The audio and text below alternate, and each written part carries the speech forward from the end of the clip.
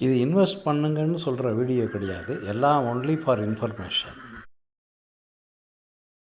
வணக்கம் நண்பர்களே. இன்றைக்கி மார்க்கெட்ஸ் நிஃப்டி 50 15 பாயிண்ட்ஸும், பேங்க் நிஃப்டி 144 பாயிண்ட்ஸும், சென்செக்ஸ் -27 பாயிண்ட்ஸ்லேயும் முடிவடைஞ்சு இருக்குது.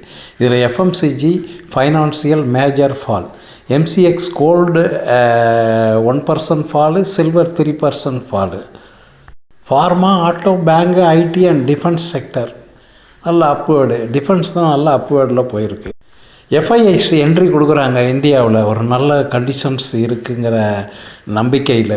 அதனால் நாளையிலேருந்து மார்க்கெட்டு புல்லிஷாக வாய்ப்பு இருக்கிறதாக எல்லோரும் சொல்லியிருக்கிறார்கள். இது நியூஸ். நேற்றும் டிஏஏ எஃப்ஐஐஸ் 2 பேரும் மோர் தென் 8,000 crores வாங்கியிருக்கிறதுனால தேர் இஸ் குட் சான்ஸ்.